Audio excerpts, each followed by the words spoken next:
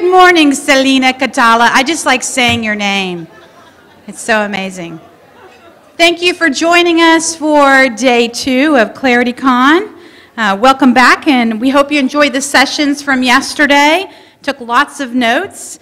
We have another very interesting keynote presentation this morning, and then we have the final breakout session for ClarityCon 2015. Just like yesterday, we're going to provide the CEU certificates as you exit the room. So make sure you're completing your surveys and handing them off, and we'll give you your CEU certificate. This is also, after this session, your last chance to visit those exhibitors. And they'll give you a little raffle ticket, and you can have a chance to win a free registration for next year. And we're going to go ahead and draw one lucky winner now. And you don't need to be present to win, right? So let's see who our lucky winner is. Let's hope it's legible. Georgiana Garza. Woo! You are a winner! All right, so the surveys, again, you're going to complete and then hand at the end. And then also make sure that if you are looking for doctoral level licensures, that you're using the green sheets on your table. There's a few of you out there that are going after those types of CEUs, so you don't fill out the white sheets, you fill out the green. We'd also like to make sure we thank the people that made this conference possible. This is our 3rd year of doing ClarityCon, and this is, we basically had 350 people registered for this year's event, which was so wholesale to people to attend for free. Because Clarity Child Guidance Center is a nonprofit organization, we feel like giving education is one of the gifts that we can give to people. So the only way we can help provide those gifts is by caring sponsors. So we'd like to start by thanking Methodist Healthcare Ministries of South Texas. And then yesterday's luncheon was provided by several folks, so that includes Community Bible Church, a long-standing sponsor, and New Star Energy and the Greehey Family Foundation. Now, yesterday's luncheon by Senator Creed Deeds was an amazing opportunity for us to learn how another state is trying to take action, and another passionate advocate. I had such the pleasure of taking him around San Antonio yesterday. He visited Clarity Child Guidance Center. He went to Center for Healthcare Services Restoration Hope Center. He went to Haven for Hope. He just had a really packed day. It was really kind of an information overload moment for him, but driving him to his dinner last night, I had the chance to ask him, you know, what did you think about everything you saw today around mental health services, jail diversion, children's services? He said, I want to pick it all up and take it to Virginia. I want to pick it all up. So that's really a credit to everybody that's in the audience today. You're all a part of an important system of care. And, you know, I know we're really tough on ourselves, and we should be. We know where the gaps are. We know where the deficiencies are, and we're working hard as a community to overcome them. But this is a really blessed moment for you to kind of take a step aside and say, you know what? Another state wants to take everything we're doing and implement it. So congratulations to you all. Now I'd like to introduce this morning's keynote speaker. David Epston is a New Zealand therapist, the co-founder of the Family Therapy Center in Auckland, New Zealand. Did you hear that, New Zealand? And teaches at the School of Community Development, Unitech Institute of Technology. He, along with Michael White, originated what has become known as narrative therapy and community work. Listen to these titles of some of the books that he's co-authored. Biting the Hand That Starves You, Inspiring Resistance to Anorexia and Bulimia, Playful Approaches to Serious Problems, Narrative Means to Therapeutic Ends, and many other publications. Now I want to focus a second on New Zealand. How cool is it that he lives in New Zealand? I think of rolling grassy hills, I think of Lord of the Rings. And I'm sure you've all got some favorite characters from Lord of the Rings. May I say more than Viggo Mortensen, ladies? But truly, my favorite character is Gollum. So it's always been my dream to be at a podium and say, "My precious." So So back to David Epston and the moment that he just gave me. He was, in 2002, recognized by a special award for distinguished contributions to family therapy, and in 2007, the American Family Therapy Academy presented him with the Distinguished Contribution to Theory and Practice Award. Please join me in giving a big Texas welcome to David Epston.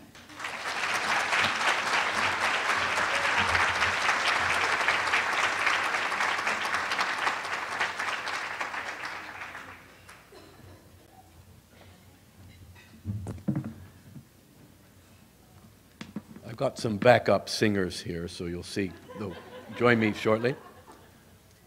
To deliver a plenary address to such an august body as this, I assumed a responsibility to think beyond what I had thought about so far. I did so to show my gratitude, as I have taken your invitation to address you as an honor. And I confess to having lost many nights' sleep thinking how I might try to live up to that. I had also met Mike Hannon and in particular Liz Brightman by correspondence, and I want to acknowledge them for their welcome and hospitality long before I'd even caught my plane from Auckland, New Zealand to Los Angeles. So let me sketch my intentions for this address. I want to introduce you to the vocabulary and matters that I will be drawing from contemporary scholarship in philosophy, sociology, anthropology, and a smattering of literary studies. For that reason, some of what I have to say may be unexpected, but I hope by the end of my address that will no longer be the case. I am going to speak of moral character, moral agency, and genres or forms of representation of the other. But more importantly, I will be telling you the story of how I came to such concerns. Those seemingly chance events that afterwards you might say you were destined to realize, that somehow or other you were prepared for. What the scientist Louis Pasteur referred to in 1854 as the prepared mind. Pasteur wrote in this regard, "Did you ever observe to whom accidents happen? It is because in the fields of observation, fortune favors the prepared mind." My story, or perhaps stories, have to do with some of the accidents that happened to me and how my mind was prepared for them, and how this led me to consider how those we seek our assistance might be represented in ways that hearten them to engage the vicissitudes of their lives, or what we may refer to as problems, by virtue of their moral character. And with what results? Because I will admit to you, I was surprised as you may be to hear what I have to say. First, let me tell you about Maureen, aged 9, and her mother Beverly, who consulted my colleague David Marsden in Los Angeles. And this, what we're going to read, is an abstract of a transcript from our forthcoming book called Narrative Therapy in Wonderland, Connecting with Children's Imaginative Know-How. Maureen's step-grandfather had died from a heart attack only days after visiting Maureen's family, after which her world grew precarious. For 6 months and counting, she had not stopped thinking about his last visit, plagued by the idea that he might be alive today if only she had paid closer attention. Surely there were warning signs. Of late, she had become increasingly preoccupied with the health and well-being of others, including her mother, grandmother, and younger sisters. Maureen went to bed most nights, accompanied by troubling thoughts, and awoke in the morning to a sense of dread. In recent weeks, she had taken to calling her mother at work to make sure she was all right. Unable to wait for her safe arrival home, she had begun collecting mementos, e.g. movie ticket stubs and receipts, so if someone should die, she would have keepsakes of them. We are going to read aloud to you abstracts from the transcript of their meeting.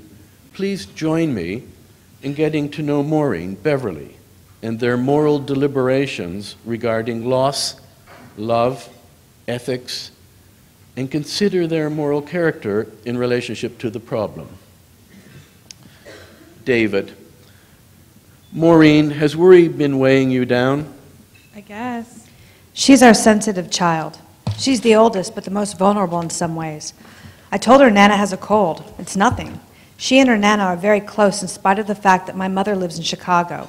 They email and we're going back this spring to visit. Mo's the most excited. Beverly, is Maureen's deep feeling for her Nana part of her sensitivity? Oh, there's no question. I wondered if that was the case. Beverly, can you tell me more about Maureen's sensitivity? Before worry came into the picture, what was her sensitivity like? Gosh, the first thing that comes to mind is how much she's always cared for everybody, especially her two younger sisters.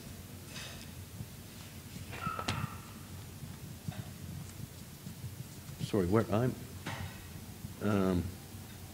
are we at abstract 3? We are. Oh, sorry. Is it possible that worry has been taking advantage of Maureen's sensitivity lately? Before worry showed up, did you think of her sensitivity differently? Yeah, I thought of it as a gift in some ways. A gift? If it's a gift and not meant for worry's purposes, then for what purpose might it be intended? For loving. What brings tears to your eyes as you're giving voice to Maureen's capacity to love? It's just that her capacity for love. She's my special girl. Maureen, are you especially gifted at loving?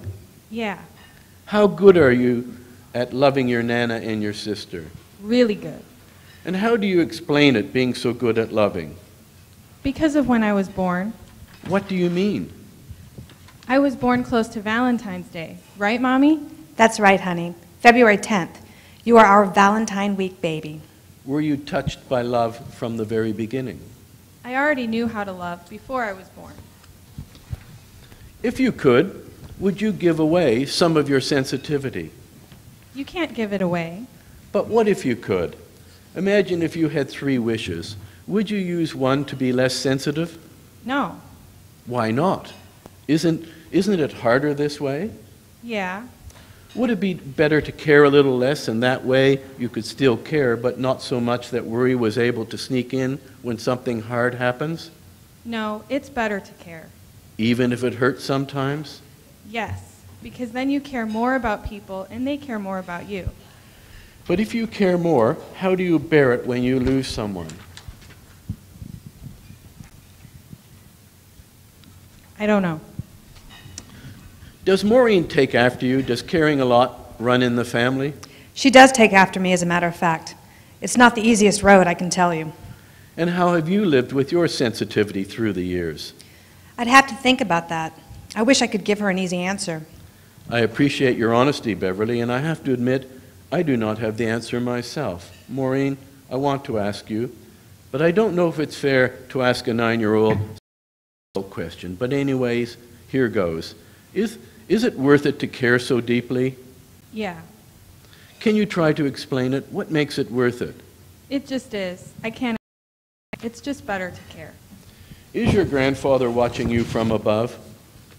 Mommy says he's in heaven. Is it possible he feels your love all the way from Los Angeles to heaven? He can see me. Do you think he sees what you're going through? Yeah, What do you think he understands? that I miss him.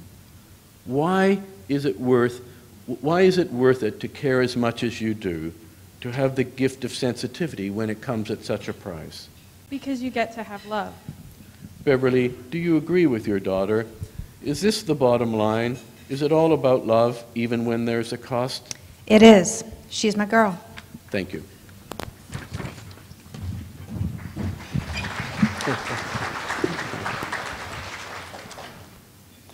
Do you wonder, as I do, what might have been prescribed for her if in the most recent round of the DSM such grief had successfully been declared to be a diagnostic entity with readily available and marketable pharmacology to pacify her?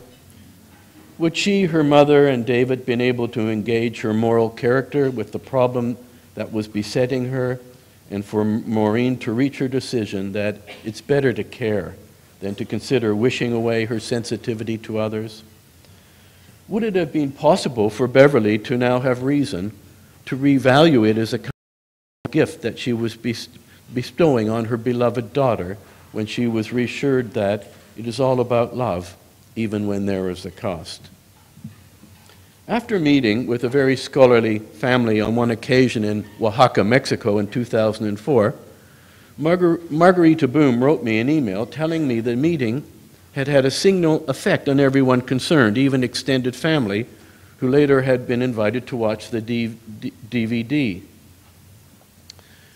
Her proposed title for a chapter she was submitting was The Restoration of the Dignity and Honor of Our Family. A family that had been disgraced by the humiliating circumstances of the father's mental health crises and recurrent hospitalizations. Those were not entirely familiar terms to an English speaker like myself, and perhaps that, as much as anything else, caught my attention. However, on reflection, Michael White and I had been considering something similar from our very first conversations when we met in the early 80s. And in fact, I found those Latin terms, honor and dignity, uncanny. By that time, we had encountered the American philosopher Hilda Lindemann Nelson's notion of respect-worthiness, a word, in fact, that she invented for her specific purposes. It had not previously existed in the English language. By that, she meant the capacity for a person to convince themselves and others that they were worthy, firstly, of their own respect, and secondly, of others. And furthermore, she strongly argued that such moral respect not only enables moral agency, but to exercise it more freely. This led me to return to the very beginning, especially when I chanced across Thomas Kuhns' History of Scientific Revolutions, which Michael and I had read, and just about everyone else were reading in the early 80s. I decided to reread it.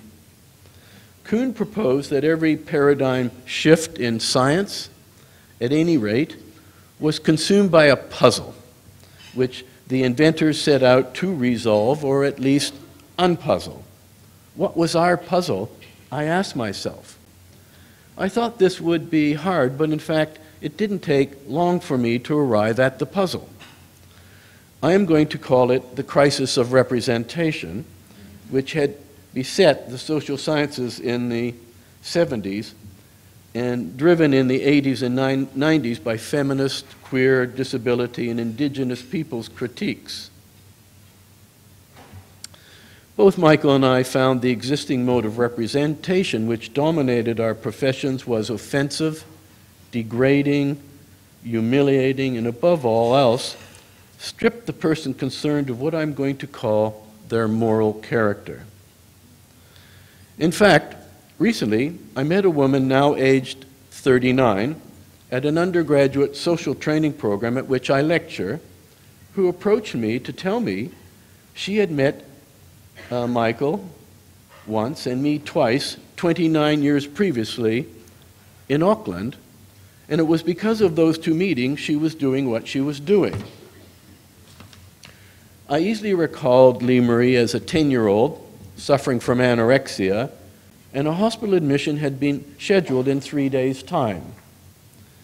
Her family had requested an urgent meeting with me to see if this prospect could be averted. As it turned out, she commenced to eat immediately after our first meeting together. In fact, they had gone directly from it to a nearby chain restaurant. I met her and her family one more time in a month's time, and Michael White, who had been visiting Auckland, joined me for this meeting. This is what she told me all those 29 years later. I knew that because I was able to get over this with my family's help, I could help others. But first, I wanted to find a wonderful partner and have 2 wonderful children, which we have. Now that they're almost ready to go to high school, it is now time for me to do what I determined to do 29 years ago, and I remember every question you asked, especially the one about how caring and giving my granny was, and how I might be taking after her, and I guess I am, and I guess that's why I'm here today.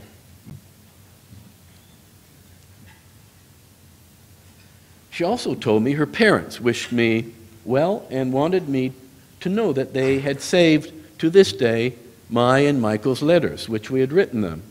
Can you imagine my enthusiasm to recover these letters? I just want to read you my first letter to the parents, dated March 20th, 1985. Dear Don and Cheryl, I'm writing to indicate to you both my respect for you as parents. I still believe that you provided the conditions for Lee Marie to face up to and overcome the anorexic lifestyle she was rapidly heading for. You deserve my congratulations.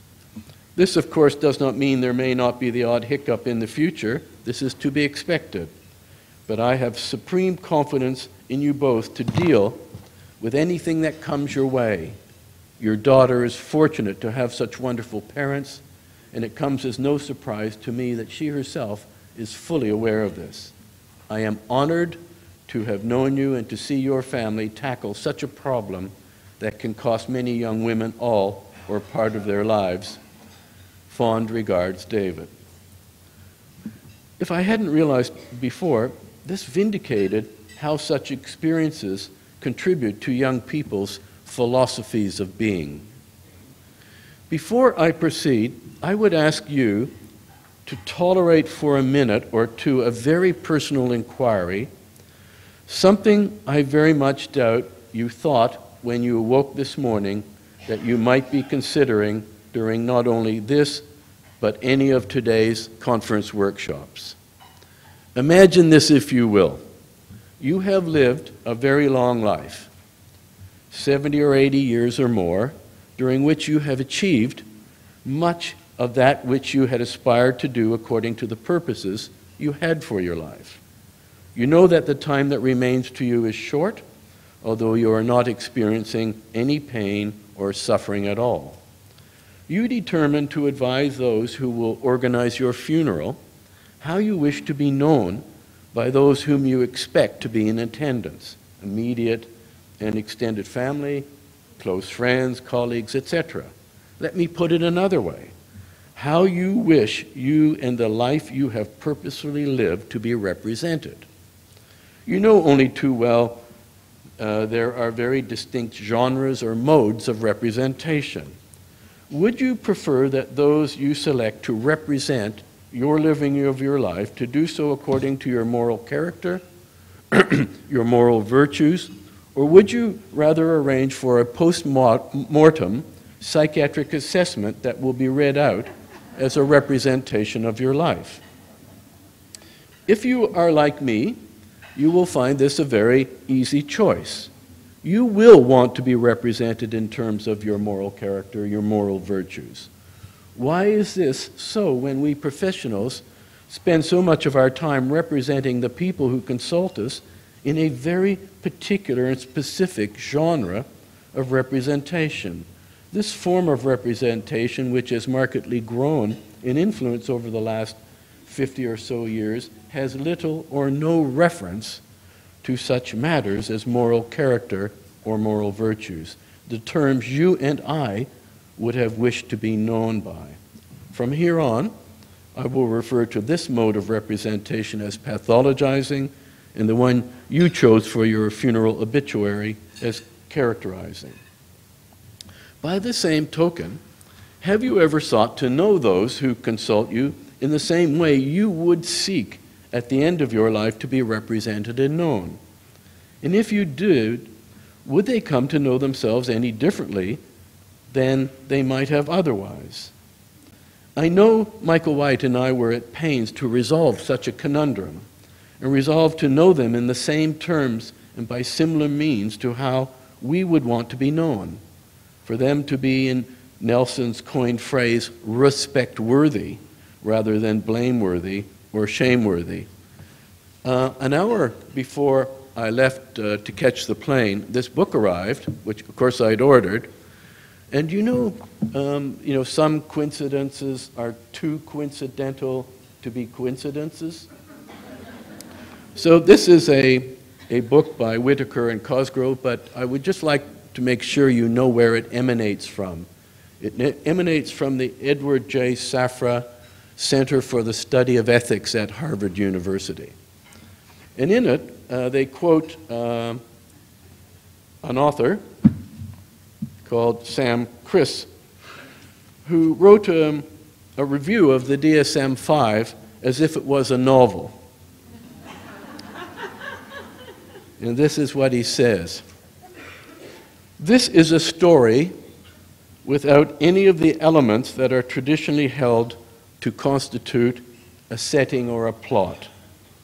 A few characters may make an appearance, but they are nameless, spectral shapes, ones that wander in and out of the view as the story progresses, briefly embodying their various illnesses before vanishing as quickly as they came. A sufferer of major depression and of hypochondriasis might eventually be revealed to be the same person, but for the most part, the boundaries between diagnoses keep the characters apart from one another. The idea emerges that every person's illness is somehow their fault, that it comes from nowhere but themselves, their genes, their addictions, and their inherent human insufficiency. We enter a strange shadowland where for someone to engage in prostitution isn't the result of intersecting environmental factors, gender relations, economic class, family and social relationships, but symptoms of a conduct disorder. If there is a normality here, it's a state of near catatonia. DSM-5 seems to have no definition of happiness other than the absence of suffering. The normal individual in this book is tranquilized and bovine-eyed, mutely accepting everything in a sometimes painful world without ever feeling much in the way of anything about it. The vast, absurd excess of passion that form the raw matter of art, literature, love, and humanity are too distressing. It's easier to stop being human altogether, to simply plod on as a heaped collection of diagnoses with a body vaguely attached. The philosopher Aristotle, who lived between 384 and 322 BC, way back in Book 1, Chapter 9, in his study of rhetoric, also posed two parallel modes of representation. He called them the base and the noble, by which he attempted to distinguish between virtue and vice. He wrote, "We now have to consider virtue and vice, the noble and base, since these are the objects of either praise or blame. The noble is that which is both desirable for its own sake and also worthy of praise. If this is a true definition of the noble, it follows that virtue must be noble, since it is both a good thing and also praiseworthy. The forms of virtue are justice, courage, temperance, magnificence, magnanimity, liberality, gentleness, prudence, and wisdom." I want to now turn to medical anthropology and literary theory before we proceed any further to introduce you to another distinction between characterizing and pathologizing. I'm referencing E.M. Forster here in his classic Aspects of the Novel, published in 1927. According to Forster, flat characters in their purest form are constructed around a single idea or quality, what we might refer to as a diagnosis. Once they are identified as such, the flat characters never waver. They do exactly what they're supposed to do, no more or no less. A flat character, Forster notes, can be described in a single sentence. Round characters, by contrast, possess multiple qualities, shadowy ambiguities, and outright contradictions. Most importantly, round characters are capable of change, unlike flat characters. I realize now this dilemma of two conflicting modes of representation, the pathologizing which draws only upon one's vices and flattens one's character, if not stripping it naked to a caricature. Characterizing draws upon one's virtue to engage with one's vices, and according to Aristotle, is always the moral of a story.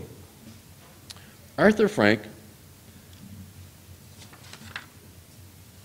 let me have us consider another distinction, which I hope will also serve my purpose as well. Here I'm drawing upon Arthur Kleinman, psychiatrist, anthropologist, professor of medical anthropology and global health and social medicine, and professor of psychiatry at Harvard. He writes in his classic book, The Illness Narratives, the contribution of professional orthodoxy to inadvertently heighten the passivity and demoralization of patients and their families is all too common. He argues that not only do the effects of disease demoralize patients, medical treatments itself demoralize. Arthur Frank, the Canadian sociologist and himself a cancer sufferer, then went on to distinguish between demoralization and remoralization.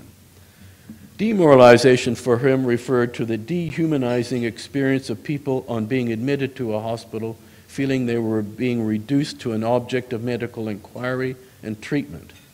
In narrative terms, these people with stories of fear and woundedness found themselves renamed as an element in the hospital's story of inquiry, diagnosis, and treatment. Remoralization, he says, refers to the process by which patients regained their humanity, particularly through being central to the story they were part of. Let me put it another way, being a character in their own life instead of being deleted or turned into a nobody or an everybody. So, let me tell you how fortune favored my prepared mind in 1994. On previous flights, traveling from Detroit to Boston seemed over soon after it had begun. Nothing could have been further from the truth than on this particular winter's day. The first sign that all was not well was the continual delays of the flight, and learning from my fellow passengers that there was a blizzard up and down the East Coast, and that Boston was at the heart of it. Finally, we boarded the airplane only to be told we would not be taking off for Logan Airport until air control informed the pilot that we had a designated cleared runway. Apparently, the crews there were only able to keep one runway open, and they did not want planes circling the airport for fear of a collision. In the most upbeat voice you could possibly imagine, a flight attendant announced we were going to have fun in the meantime. They obviously trained for this, let me tell you. I had no idea how different it was to sit for a few hours in a stationary airplane than flying in the air, and how many people experience claustrophobic fears as a consequence. After an hour or more, the knuckles of the passenger seated next to me started turning white from holding on to her armrest so tightly, and as well I could hear her starting to overbreathe. I rushed to her rescue by engaging her in a conversation to distract her and myself from our surroundings. Well, we did finally reach Logan Airport 8 hours later than our scheduled arrival time. During this period, I'd worried myself sick about arriving on time, as I knew that my sponsor was expecting 100+ attendees at my 2-day-long workshop that would begin the next day. Still, arriving at my colleague's home at about 10 p.m., I presumed that now all would be well. However, almost immediately the bad of my flight turned to a worse. Sally Ann, my sponsor, asked me to phone Linda from her training group about the family she had arranged for the live family consultation tomorrow, as, quotes, it's a psychiatric emergency. In the nicest possible way, I questioned Sally Ann about such arrangements, as I knew nothing about them. Sally Ann turned and went to her computer and returned with a hard copy of an email of mine explicitly asking her to arrange for a live interview on my first day. I pleaded with Sally Ann this would be impossible for me, as I'm a wreck and it's a psychiatric emergency. I'm not up to it. Sally Ann sympathetically suggested then that I'd better phone Linda right away. Before I did, I retired to the toilet either to vomit or, if I could avoid that, to give myself a moment to consider my situation. Almost immediately, I had a flash of inspiration. I phoned Linda and began by asking her not to tell me what the problem was until she heard my proposal. I told her if I knew the problem, I suspected I would feel required to respond urgently tomorrow morning. My proposal was that, given my stressful flight and uncertainty about arriving at all, I could only count on myself as, quotes, 50% of a therapist. I requested she propose the following to the family: that since we have 2 days scheduled for the workshop and I am 50% of a therapist, would they be willing to come 2 days instead of the 1? And that by the end of the 2 days, they would have experienced 100% of a therapist. Linda returned my call not long after, saying the family appreciated my situation and that arrangement would be fine with them. My relief was short-lived, as now I had to think about how I would get through an hour-long interview without knowing what the problem was. How could I make this interview highly pertinent to a family in a psychiatric emergency, at the same time as holding the interest of 100 attendees who had come expecting a live interview?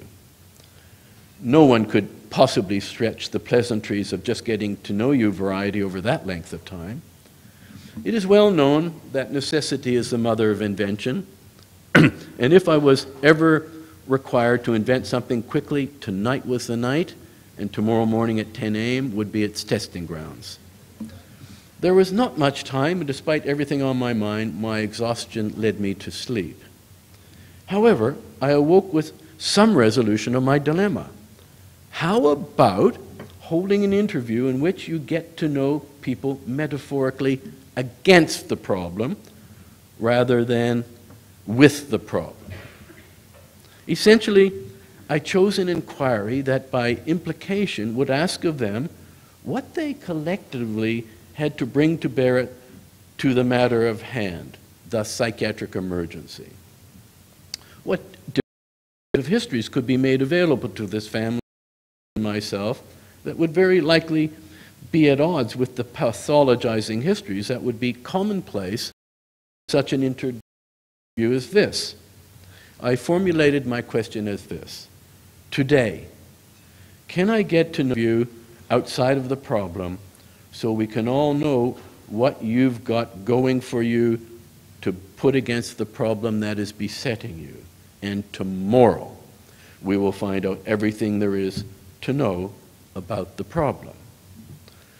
Although only concerned with meeting the exigencies of the situation the best way I could think of, I had no idea at the time of the radical nature of such a proposal.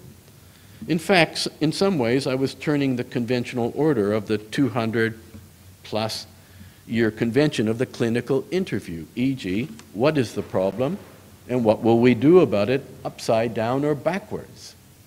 Here I was asking first, what have you got to put against the problem, with what is the problem to follow? As one father said near the end of such an interview, David, you're telling the story backwards. I had no idea whatsoever at the time that this would lead to anything other than saving the day.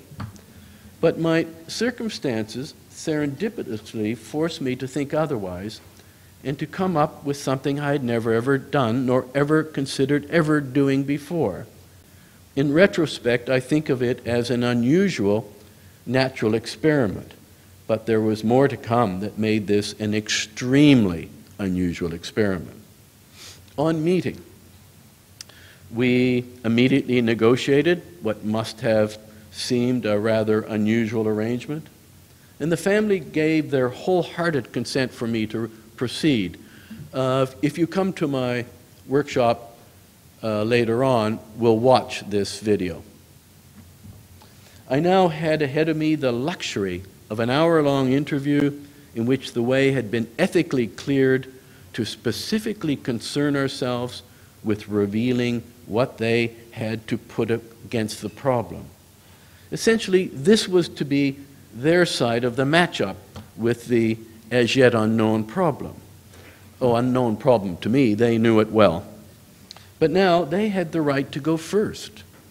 This would be familiar to many of us as akin to a pre-game sporting summary in which a commentator matches up the competing teams on the basis of, and on the basis of this predicts the outcome of the match. I was determined to lavish every possible means at my disposal to represent this family as a worthy adversary to the psychiatric emergency they were facing, which remained totally unknown to me at this point.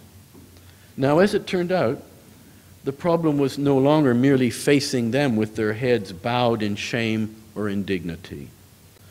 Perhaps now they might return the gaze of the problem rather than merely seeing themselves through their family's restored dignity and honor. Might they see themselves differently through such an interview format? Still, to be honest, what was primarily of concern to me was just getting through this hour-long interview. To my delight, it turned out to be entirely different than my forebodings. In fact, serendipitously, I had chanced upon the way I wished to get to know people as respect-worthy rather than pathological. Each member of this family was able to impress themselves on me in ways that would have been quite impossible through the format of the questions of a conventional clinical interview. In fact, I came away thinking that I was both fortunate and honored to know each and every one of them. Solidarity had been engendered between us rather than the splintering of them into individual parts through the individualizing bias of clinical interviewing. In many ways, this hour was somewhat akin to what the Harvard sociologist Lawrence Lightfoot refers to as the art and science of portraiture. This is how she describes it. I wanted I wanted to create a narrative that bridged the realms of science and art, merging the systematic and careful description of good ethnography with the evocative resonance of fine literature. I wanted the written pieces to convey the authority, wisdom, and perspective of the subjects, but I wanted them to feel that the portrait did not look like them, but somehow managed to reveal their essence. I wanted them to experience the portraits as both familiar and exotic, so that in reading them they would be introduced to a perspective that they had not considered before. And finally, I wanted them to feel seen, fully attended to, recognized, appreciated, respected, and scrutinized. I wanted them to feel both the discovery and generosity of the process, as well as the penetrating and careful investigation. The remedy then was, for me, to structure in time and space an absolute divide between the family and what it might bring against the problem, and the problem and what it had brought in its turn to the family. To reorder the usual sequence of a clinical interview, an acknowledgement of my exhaustion, and to once again divide this into two separate meetings, considering each meeting to in fact having constituted half of an introductory meeting. With this, I summed up what was to be considered as merely half of the first interview. Well, now we know what you've got individually and as a family to put against this problem that is besetting you, and tomorrow we will learn all there is to know about the problem. I can recall just how much I was anticipating the second half of this interview. Whatever the problem was, I had felt it shrinking as the family's dignity and honor increased. This was interrupted later that day when Kathy rang to say that they had been called away to a funeral of an uncle and consequently were canceling the next day's proposed meeting. Many in the audience were concerned about what had transpired, and there was considerable debate. Given the contentious nature of these interviews, the one the family had attended and the one they had canceled, it was extremely fortunate that Linda had already scheduled a visit Monday evening at 7 p.m. The interview had taken place on Saturday at 10 p.m. What happened?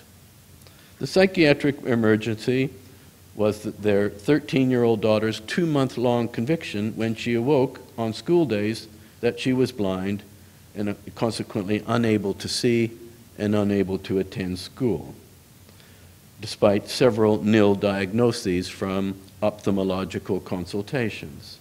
On Monday, she awoke and without further ado went to school. Her mother was completely satisfied with this outcome. The emergency was over. I suspect if I had had the second half of the interview, I would not have been able to grant such an effect to merely half of what I intended, merely an hour-long inquiry as to essentially what was wonderful about each and every one of them and their relationships. But there was more to come, but my mind was now well prepared. Not too long after this meeting, after returning to New Zealand, Marie rang me in tears to forewarn me what I might expect when I met her husband Jim and Billy, their 11-year-old son. Billy was in trouble in just about every arena of his life. He had been kicked out of his school class after his teacher had taken to shunning him by either having him face the wall or turning away from him on every other occasion. Jim, by the same token, had renounced Billy as his son and was now consulting a lawyer to write him out of his will. The Auckland Regional Authority, which runs public transport, had already spent $70,000 on legal fees to take legal action against him to deny him the right to travel on buses. How could a young person be in quite so much trouble? I tried to respond to Marie, who by now was sobbing inconsolably when she wondered if Billy was a hopeless case, by assuring her that nothing was impossible. But now I did not have the luxury of an entire hour-long session to relish his and their wonderfulnesses. However, in the meantime, I had coined the phrase wonderfulnesses as a general description for their virtues. You won't find it in any English dictionary yet. But I was now determined to see what we might do in just half an hour. I knew this was not going to be an easy feat, given that Jim seated himself so that he was unable to meet eyes with Billy. I directed this comment to Marie and Jim. Look, I don't want you to think I don't consider Billy's trouble as a matter of great concern. I then turned to Billy, who was shamefaced, and said, Billy, if I were you, I wouldn't want to meet a stranger like me through the trouble has got you in. Jim and Marie, do you mind if I get to know your son through how you knew him before he got so tangled up in trouble? Billy, for the first time, raised his downcast eyes to meet mine, staring at me, somewhat bemused through his Harry Potter glasses. Both Jim and Marie, not knowing what was to follow, still gave me their consent to proceed with my inquiries. I turned first to Marie. Marie, what would you like me to know about Billy that proves you are a wonderful mother, or at least the kind of mother you dreamed you would be when you were pregnant with Billy? Her response took some time and consideration. But when she did, she mentioned the word kindness. Could you tell me one story about Billy's kindness that would be worth 100 stories, and that from such a story I would really deeply understand what you mean when you say he is kind? She responded eagerly, telling a story of how when some Kosovar refugee children came to his school, He had gone out of his way to befriend a classmate despite the barriers of language, and he'd even gone so far as to invite this boy home to meet his parents. Her disconsolation now gave way to a measure of pride. I refused to leave the matter there. Turning to Jim, I asked, "Jim, is he by any chance a chip off Marie's block?" His smile, tinged with pride, told me I was right. He told me of all the, quotes, lame dogs she had cared for, including an elderly neighbor for whom she provided meals on a daily basis. When I asked Marie if it was an accident that Billy showed such exquisite kindness to his Kosovar classmate, she was willing to admit that this was very unlikely accidental. Jim said it was entirely predictable, given that Billy had witnessed his mother's caring ways day in and day out. It was early in our summertime and hot. Jim was wearing a short-sleeved t-shirt. Noticing a tattoo of a military regiment on his shoulder, I asked if he had been in the military. He had, and took great pride in that. "Jim," I asked him, "do you drink down at the Returned Servicemen's Club every so often?" He did. "You know, when your mates are bragging about their sons and it comes around to your turn, what would you brag about Billy before he got into so much trouble?" He thought for a moment and said, "Creativity." "Jim, by any chance did he inherit that from you?" Jim was pensive, shaking his head before there was a gleam of recognition. "Not from me, but from my brother." In a lengthy discussion, I learned that his brother earned his livelihood as a commercial potter, but in his spare time did sculptural commissions. "Jim, how does Billy take after his uncle in terms of family creativity?" Jim no longer shunned Billy, but spoke kindly of his storytelling and paintings that he'd been doing since he was, quotes, just a toddler. When I asked if he had saved any of his early works, Jim looked chagrined as he told me that in his repudiation of his son and his desire to write him out of his will, he had recently thrown them all out in the rubbish. These discussions, which were far more detailed than I've told you, had taken approximately 30 minutes. Billy, for the first time, interjected, and what he had to say confused and then stunned us into a momentary silence. He said, "Let's go home. It's all over. I have just stopped my trouble. There will be no more of it." Marie and Jim both turned towards Billy, looking as if they were hearing things, and continued to stare at him. I tried to save the day by asking Billy what he possibly could mean by making such assertions. "Billy, are you trying to have your mother and father believe that you have renounced trouble?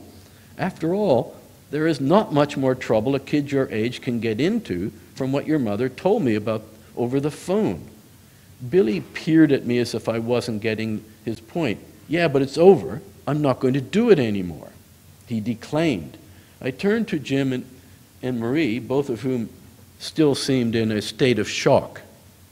"Surely Billy has got quite a job on his hands to prove to both of you and his school teacher that he means it." They agreed that this would be a considerable undertaking on Billy's part. "Billy, do you think everyone will just take your word for it, or do you think you'll have to prove it to them?" Billy conceded that it was certainly unlikely that either his father or school teacher would believe him, although he stood a better chance with his mother. Billy and I then went to work preparing a letter to take to his teacher with his willingness, quotes, to put myself under pressure rather than putting pressure on you. "I'll ask you some questions and you answer them, then we will agree what you want me to type up in your letter to your school." We came up with a long list of measures he was happily willing to take if he failed the pressure if he was more than willing to endure. I am happy to report, when we met 1 month later, that his new teacher had declared him as entirely unproblematic in an unwritten letter. It read as follows: "I have seen no evidence of any problems whatsoever. I am enjoying his company in room 15 and find his academic work well up to standards set here. When I asked them to give me an account of this, Marie said, it was the most lovely thing that ever happened in my life. Jim concurred. It was as if someone turned on the light, and he told me he had dropped his case with his lawyer to remove him from his will. But Billy had the last word in our discussion, and it was certainly a thoughtful one. He said, "Turning 12 changed me. I said to myself, let's try to make the most of the term so I can leave a good reputation behind me when I go to high school next year." I never learned what the problem had been. It just seemed too beside the point to even ask. What time does my address go to?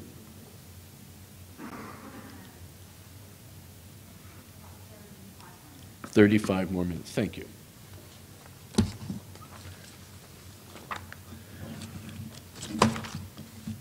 So far, I had found as a consequence of these two natural experiments that establishing the moral character of the young person and genealogically relating it to the family, culture, and community they came from had meant far more to the problem than I could possibly have guessed or anticipated. In the case of Billy, the problem seemed to vanish instantaneously, whereas in the case of Katie, the 13-year-old, it seemed to disappear overnight. Day in and day out over the next 10 years, I experimented with the prospect of finding ways to actively engage young people's wonderfulness as expressed in their talents, abilities, visions, morals, commitments, family traditions, and in general, using the Aristotelian word, their virtues, in some sort of relationship with the problem. With much of the time that remains, I would like to tell you about Jan and Rob and Kelly, their 10-year-old daughter. I would also like to show you what such a conversation over 8 meetings looks like by abstracts from the transcripts. Could you put the transcript up? We're just going to start, and I don't know how many of this I'll be able to show you, but time will determine what we can look at. Jan and Rob were beside themselves with concern that their 10-year-old daughter Kelly had a, quote, obsessive-compulsive disorder. They based this on the fact that she was spending hours on end in the toilet and requiring them to buy toilet paper by the case lot. All their efforts to talk her out of the problem, let alone out of the toilet, failed as she would become, quote, hysterical if they tried to interfere with what they referred to as, quotes, her rituals. Their concerns were shared by Kelly's school teacher, who had beseeched them to, quote, get some help for her before it is too late. Also, because this was a one-toilet family, yes?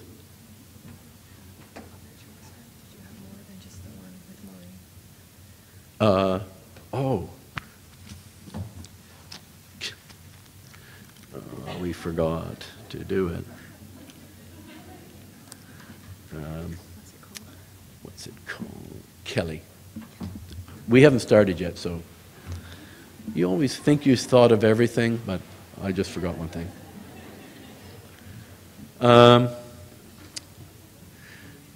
Also, because this was a one-toilet family, when Kelly took up residence in the toilet and would not come out no matter what, her parents were becoming extremely inconvenienced and had to get a bucket for their use at such times.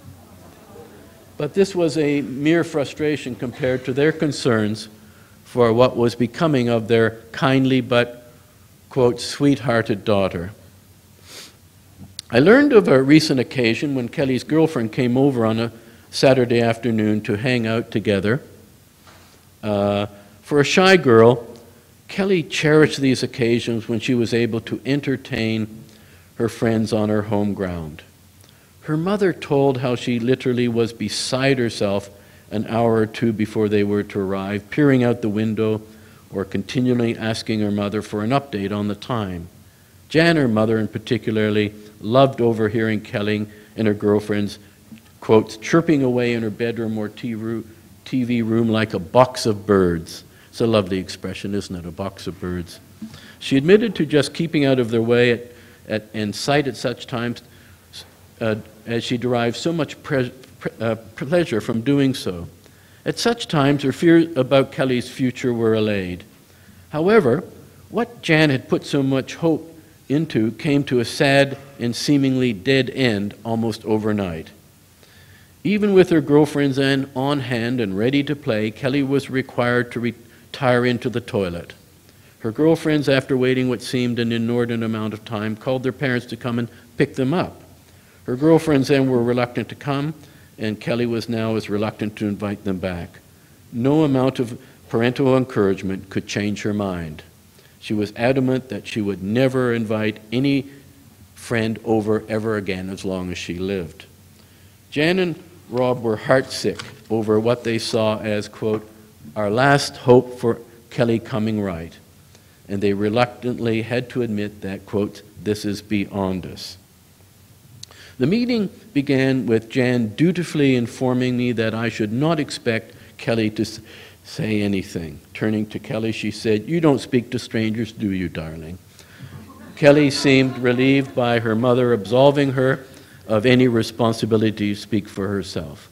This was in no way inconvenient as we began with the wonderfulness's inquiry. However, Kelly was willing to nod yes or no to indicate her agreement or disagreement of any claims made by her parents to her wonderfulnesses.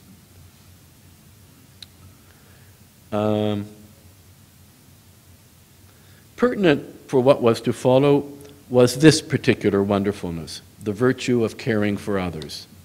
This is how I summed it up in the transcript. Kelly, I know your mom and dad have just told me with such respect and regard about your wonderfulnesses, especially that you have the virtue of caring for others, including those younger than yourself and smaller than yourself, like cats, dogs, goldfish, right down to spiders, despite the fact that so many people, even adults, are freaked out by spiders. And the story they told how you went along with your young cousin Amelia when you had to go to the outdoor toilet when you were camping on the beach last summer and rescued all the spiders and freed them outside so that no harm would come. Here is the genealogy I tracked down about the wonderfulness to the family tradition. And I learned that your care and love for others has been passed down from your grannies on both your mom and dad's sides of the family.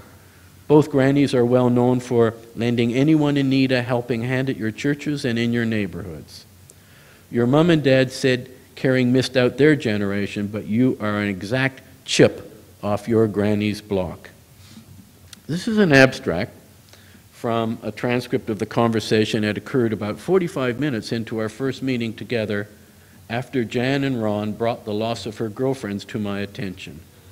But now, I was no longer a stranger, as Kelly would respond to my queries. So we got abstract one there? Okay. David, Kelly, what do you think of the problem shutting you away in the toilet and having your girlfriends miss out on the fun you usually have when you have a play date together? Kelly, looking humiliated and speaking in a disconsolate poem, I don't know. Say you were on your own playing with your girlfriends, what do you think would have happened? We would have had fun. What kind of fun would you have had? Play fun, talk fun, joking fun, or just plain 10-year-old fun? Kelly, she now appeared to be coming out of a trance, especially when she smiled when responding. 10-year-old girl fun. I am so much older than you. What do 10-year-old girls get up to these days to have fun? I don't want to talk about it. She looks disconsolate again after her spirit seemed to rise at the beginning of this sequence of questions. Giving Kelly a timeout, I turned to her parents. Jan, what kind of fun would you have expected Kelly and her girlfriends to have? Jan, I can't tell you in words how much fun they might have had, but they would be chirping away like a box of birds. What kind of birds, Jan? Laughing. Canaries, budgies, perhaps even tuies. David, as Kelly's mom, did it do your heart good to hear this box of birds chirping away under your roof? Boy, did it ever. How about you, Rob? Rob, For me, it was more than their chattering, it was their laughter. We don't hear Kelly laugh very often, so it did my heart good to hear her and her mates laughing out loud. David, Kelly, do you mind me asking you if this problem killed your joys with your friends? Kelly, what do you mean? Do you know what a killjoy is? Jan and Rob, do you know what a killjoy is? Rob, readily coming to my rescue, yeah, sure, a killjoy is someone who hates people having fun, and I guess kills her joys. That sounds about right, but should we look it up in the dictionary? I consult the Oxford Concise Dictionary, which I have handy for such purpose. Here it is, one who spreads gloom over social enjoyment. What do you think, Kelly? Kelly, somewhat more engaged as this conversation has now taken an unexpected tack. Yeah, I suppose so. By the way, everyone, is that a good way to refer to this problem, or can you think of a more apt description? Jan, that's really good, David. Rob, spot on, I'd say. David, how about you, Kelly? I suppose that's right. If, after giving it some thought over the next week or two, you come up with something better, will you send me an email and let me know? Kelly, okay. Why I am mentioning this is I'm feeling sorry for the killjoy problem, as it must be full of gloom and not have a clue about having any sort of fun.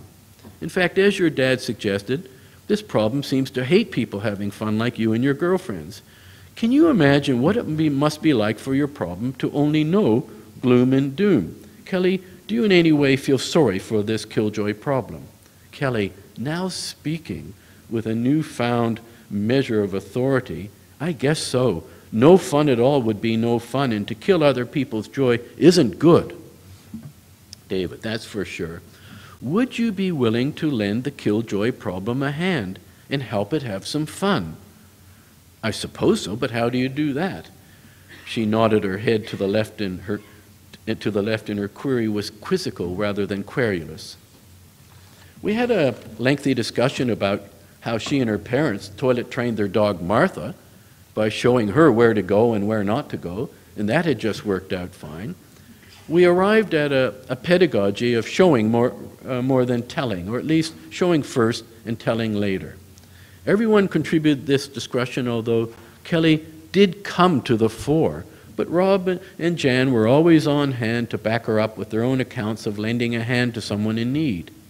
Here we were outlining the engagement Kelly and her family might have with such a problem, but here, rather than toilet training it, she might instead show it how to have fun.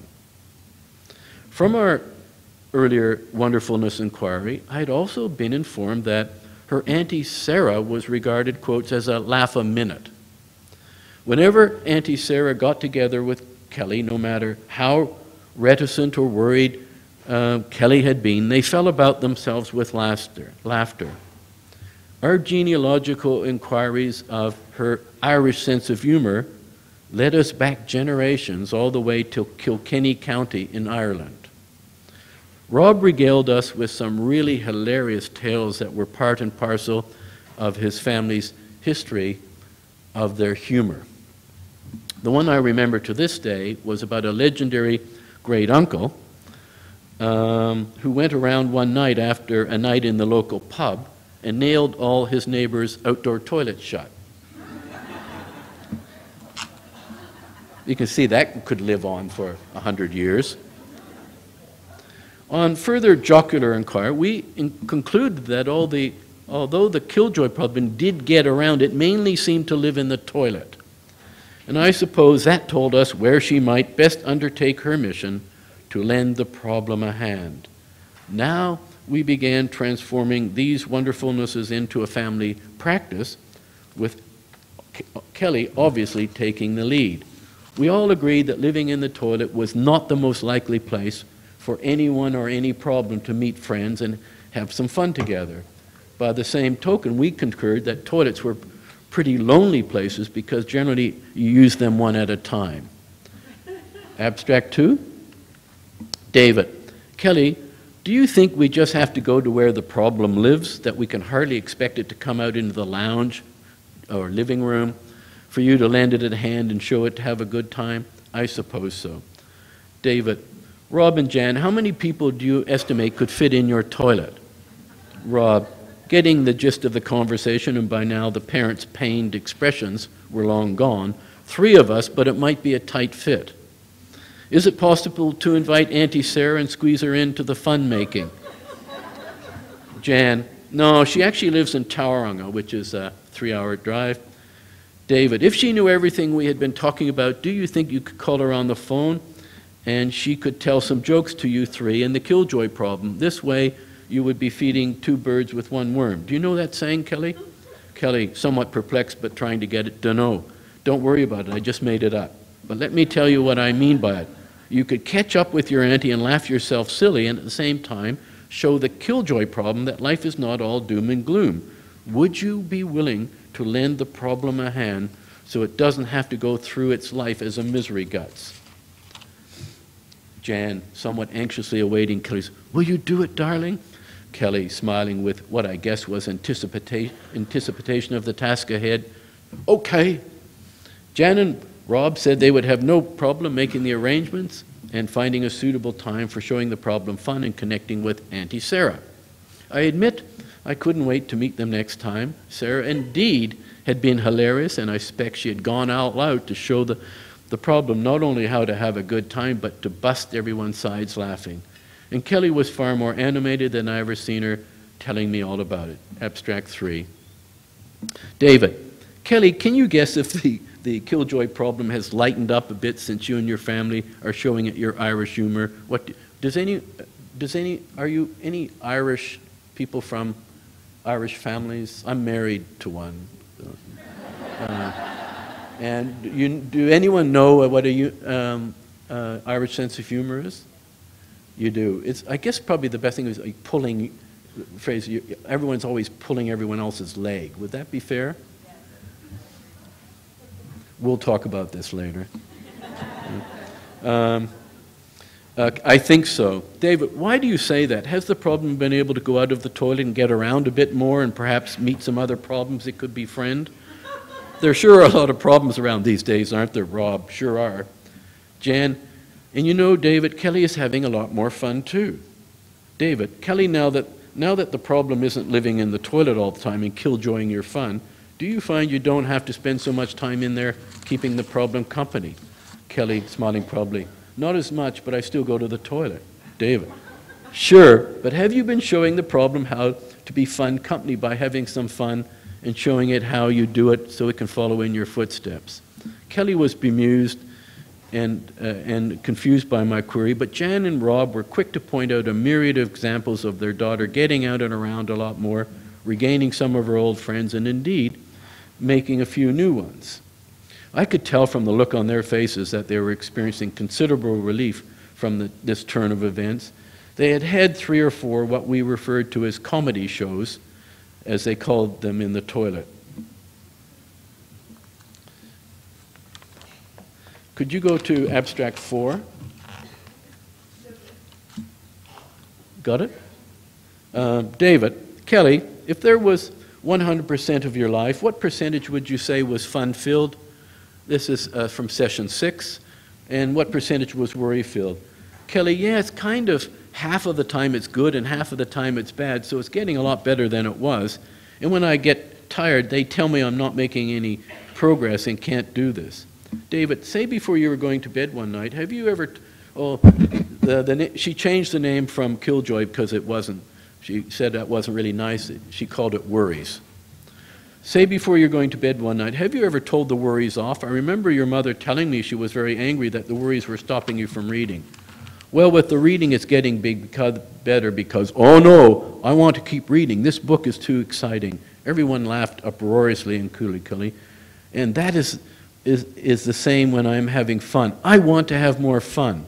Jan, tell David about what happened when Rosie visited. Kelly, my friend Rosie and I were playing Pictionary, and I went to the toilet, and I got out pretty quickly, and then we just carried on playing. David, did this have to do with your preference for fun and friendship? Did this have to do with your teaching the worries to have more fun, or a bit of both? Kelly, maybe, I think it was more the fun, because Rosie and I were playing and having fun. David, did the worries still try to make you worry? Well, I think they tried. Even when I'm having fun, they still try to make me worry and not come out. David, what did you do so they don't kill the joys you were having with Rosie?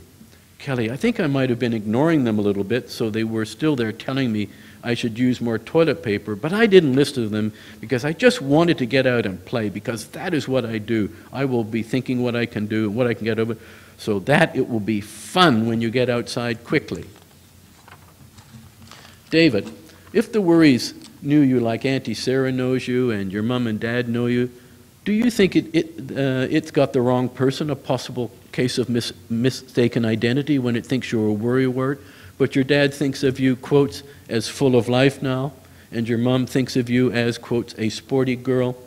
Who do you think knows you better, Auntie Sarah, your dad, your mom, or the worries? Who do you think loves you the most? Kelly, turning to meet her parents' eyes and smiling. They do. Both her parents tear up. David, do you think you might also have to lend the problem a hand about being a loving friend and daughter? Once again, she smiled at the prospect of yet another humanitarian mission. Several months passed by, and we met one last time to wrap up in a discussion, in a detailed discussion. Kelly, thanks to her charitable nature, had decided the killjoy problem was no longer a killjoy, no longer a problem, and the worries were no longer worrisome. Abstract 5. Kelly, now that the killjoy problem has retired from killing your joys and your family's joys, do you think you should tell the problem off for doing what it used to do, or do you think you should just forgive it? Kelly, answering without her usual time given to consideration, no, I want to forgive it. David, why do you want to forgive the problem? After all, it has spoiled a fair bit of your 8-year-old fun, 9-year-old fun, 10-year-old fun, had it not? At least that is what your mom and dad told me when we first met. Kelly, it didn't know what it was doing. It didn't really mean it. David, really, you don't say. Jan and Rob, have you heard this before? Jan and Rob, as bemused as I was, no.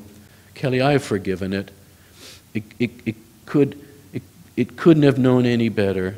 It just didn't know how to have fun. David, Kelly, do you think a day will come when this retired problem will say thanks to you for lending it a hand? Grinning, yeah, I suppose so. We all parted company in the best possible good humor, especially after we all agreed that if there was ever a time in the future when a problem tried to kill anyone's joys in this family, they would just have to teach it a lesson similar to this one, and if that didn't work, we would reconvene and have a good laugh together.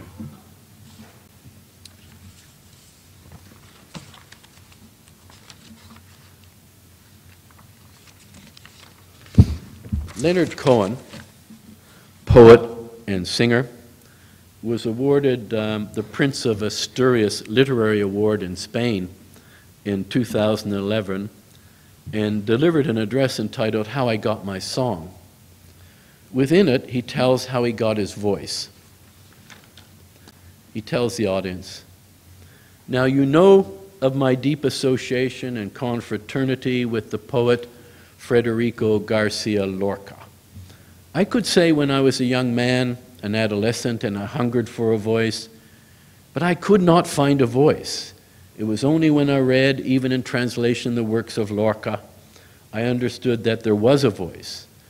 It was not that I copied his voice, I would not dare, but he gave me permission to find a voice, to locate a voice. That is, to locate a self that is not fixed, a self that struggles for its own existence. And as I grew older, I came to know that instructions came with this voice. What were these instructions? Never to lament casually. And if one is to express the great inevitable defeat that awaits it all, it must be done within the strict confines of dignity and beauty. I believe we are under the very same ethical instructions. If we are to represent those who seek our assistance, this must be done in the same strict confines of dignity and beauty. That those who seek our services, when they face the vicissitudes of life, a time when anyone would want to have available to them their moral character, they should not have been stripped of it naked by us. I'm just going to finish by since I've got a few moments, of another such relationship with a problem. And this was the last of 10 sessions with a young boy who first met with a diagnosis of anorexia nervosa. And this is what he writes. And he had written it, and he brought it. And I just want you to know how he stood there before me with his mother and father holding his shoulders. This is what he wrote.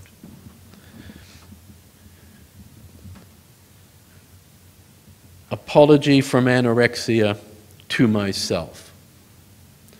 I am writing this apology to myself because I know that even though I may dream about it, even though I thoroughly deserve it, even though you have stolen every pleasure that I had in my life, I know you are so heartless, so shallow, and so ruthless that you would never have the compassion or decency to ever make the apology that you have for so long owed me. So I have written it for you. Here it is. David, his name was David, I am sorry that I have stolen your life from you. I am sorry for turning every pleasure you once had in your joyful life into an unbearable torture, from your pleasure in eating to your pleasure in good company and sport.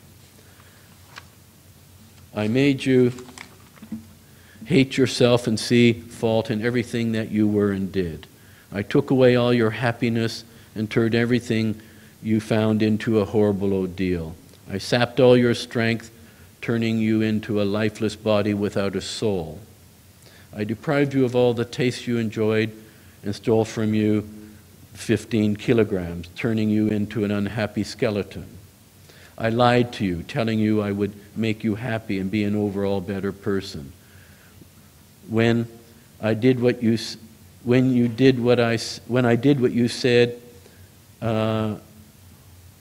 I was ruthless and pushed your face into the mud, making you hate yourself and blame yourself for things that I had forced and tortured you into doing.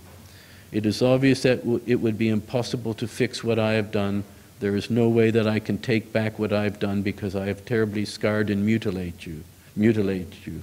All I can do is apologize and leave you and your family alone forever. I know I cannot make up for what I have done to you, but I will do all I can to fix what I have done. I'm sorry what I have done, and you deserve this apology and more. Yours truly sorry, Anorexia, March 26, 2006. I'll finish there. Thank you.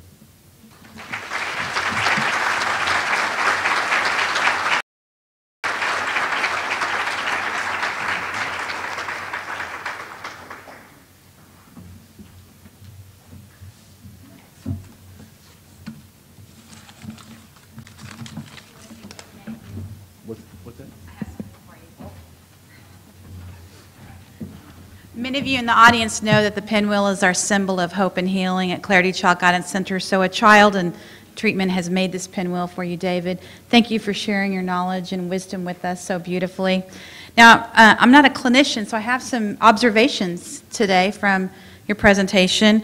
I am no longer going to say schedule. I'm going to say schedule because it sounds so much more sophisticated. I love the phrase misery guts. I'm going to have to work that into some conversations I have. I learned the definition of killjoy today, and as a result, I'm going to be nailing some bathroom doors shut of people that I think are killjoys. That neck scarf of yours is so multi-purpose. I don't know what else you've got in there besides, jump drives. And then finally, I feel like we're all giving you an opportunity for a seizure today between my jacket and the scrolling on the screens. So thank you so much, David. We really appreciate for this. And could you give me this Yes. person's name sometime so I can write them? Oh, that would be lovely. That would be lovely. We'd be happy to do that. Okay, so for next steps, what we want to share for you is that David's session, his breakout, is going to be held in the Elm Room. And you want to make sure as we exit today that visit the exhibitors. But now I have a very complex set of notes for you, and then I'm going to follow up with a summary. Dr. Dianos could not be here with us today, so his session has been canceled. He was originally in the Cyprus room, so if you were going to head to Dr. Dianos for Cyprus, we want you to know that now Cyprus is hosting Patricia Henderson's presentation. So if you're looking for Patricia Henderson, she is in Cyprus. If you are looking for Dr. Mason's presentation, it's going to be held in Live Oak. Pretty much throw your syllabus away. So again, David Epston's presentation will be in Elm. Cyprus is going to be hosting Patricia Henderson's presentation. Dr. Mason is going to be in Live Oak. And Dr. Essery is going to be in Red Oak Ballroom A. Now with that said, our team was like a little worried about the fact that you'd be really confused, but someone commented it's so appropriate. This isn't a Las Vegas casino, people. You're not going to get lost. It's a pretty small event center. I think we can all figure it out. So with that, we want to again thank our amazing sponsors that have given about 50 people the opportunity to attend for free today. And I will ask real quick, just everybody stay for a second. There's been months of planning going on. So if you're a volunteer, I want you to raise your hand and wave. I want you to stand and wave if you're a volunteer. If you are a core team member that has been planning this for months, I want you to stand and also wave your hand, including you, Selena Catala. Make sure to turn in your surveys in exchange for your CEU certificates. Thank you for joining us. We'll see you for ClarityCon 2016.